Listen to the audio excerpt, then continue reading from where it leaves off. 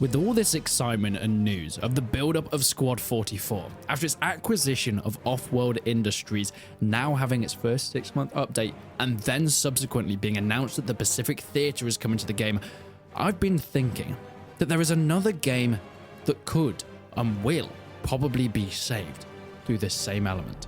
That is Beyond the Wire.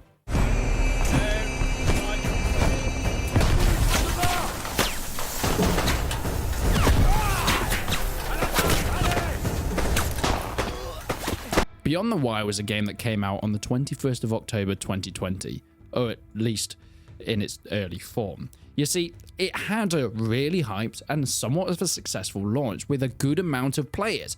It was developed by Redstone Interactive, a new company, but published by Offworld, the guys that did Squad and now own Squad 44, a World War hardcore simulator shooter set in the trenches of Flanders. And my god, was it brutal. Having all the weapons that you'd expect, and a few more, completely over-the-top melee kills, and of course artillery barrages that break your ears. I remember when that game came out, it was stunning, but there was something, at least for me, that was missing. This, I think, was partly down to somewhat of its gameplay, plagued with some of the issues that I think Postscriptum also had back in the day. Clunky, not as modern as slick as a Hell Let Loose, and in some ways it didn't quite live up to many people's expectations of what a World War I game should be. We've seen it in the past with something like Verdun and Tannenberg, even Isonzo, that they've had to adapt and overcome. That World War I series of games went from something very clunky in its first iteration to all out in Isonzo being one of the slickest and best looking World War I titles that I've seen. Because of it, it's had a growth in its player base, it's had better reactions each time. But facing World War I was such an issue that Beyond the Wire started to drop off very fast, and now it's all but dead. There was about 3 players playing it this morning, and you can't find a game. Okay, you can still play with bots, but that's not really fun since the AI is... Well, the AI is what happens if you just use the wheel of Stephen Hawking. But it had so much potential, and it had so much going for it. People did talk about how much they thought it was a great game, but players just didn't stick around. And whilst my argument would be, well, it's probably because it's not a great game, I don't think it has to be like that. You see, Postscriptum was a good game. It didn't have the longevity of something like Hell Let Loose because of these similar issues of clunky mechanics, feeling a little bit more pre-gen than current gen, and the community in general, once it starts to fall off in a multiplayer-only game, is a downward spiral unless something is done. And this begs the question, if Offworld were able to buy Postscriptum, bring in some updates and, granted, a lot of money, then subsequently manage to revive its player base, could the same thing be done with Beyond the Wire? And I think there's no doubt about it, but there is one caveat. Beyond the Wire, with a bit more love, a few more updates, and of course a roadmap, which is one of the most important things, could come back to its former glory, if it really had that in the first place, because the core in its base was solid. Its sound design was really nice. It did have some really good graphical points, and whilst the gameplay was a little bit clunky, having things like artillery, the massive action of 100 real-world people in there, and of course the unique aspect of it being trench warfare, there's only positives that could come with a bit more investment into it and a little bit more time. The one drawback that I mentioned, though, is somewhat of its setting. World War I games have always been more of a niche than the World War II genre. The style of trench warfare just doesn't really resonate with modern audiences the way that I think a lot of companies and a lot of development teams would want it to. Thinking that it's going to be like another Hell Let Loose just wasn't really realistic, and having to change people's mindsets to get into that World War I gameplay style is a tricky thing to do. Keeping players around whilst you're having a very much a startup game is really hard, and putting yourself on the back foot by setting it in a time era that just doesn't lend itself towards the fast-paced gameplay that people really like was always going to be an uphill struggle. But with the resources of Offworld, having Squad at their back, and now we're seeing the revival of Squad 44 that I think is going to be sticking around for quite some time, I don't see why this couldn't happen, and I think it actually will. I think the fact they bought Postscriptum just to revive it into Squad 44 means that this is a trend that they're doing. Instead of bringing out new games, they're looking at the games that they already have the access to. And whilst they don't have development rights for Beyond the Wire, I don't see Redstone Interactive hanging it on for much longer. They aren't the big team that they need to be in order to revive this game themselves.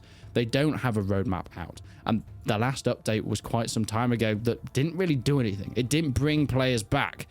Okay, I think it brought about 30 players back. But other than that, it is a game that has dropped off the face of the world. And whilst Postscriptum did fall, it did die in some extent with a few hundred concurrent players, it is nothing on Beyond the Wire that has gone down to single digits.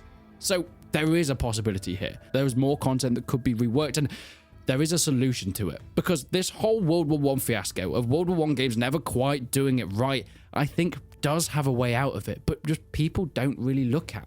You see, the most popular World War I series was Isonzo. Why? I think that's because they went to a completely different terrain and different theatre that nobody had ever done before, fighting in the Italian Alps, being able to climb up these snow glaciers, being able to tunnel into these cities that were built within these glaciers is gorgeous. Also, fighting on the mountains and having the trenches up the top, being able to see over the whole of the Alps is something that I have never seen before. It produced an aesthetic and a vibe that I think World War I just isn't normally associated with. We've seen the Western Front time and time again. We've seen the muddy and the gritty trenches, people laying booby traps and barbed wire down. Because it's been done so much, I think people are tired of it and they want to see something else. So, if Beyond the Wire is going to get its revival, they need to start thinking out the box, going to World War I theatres that we just haven't seen enough. What about the African Front?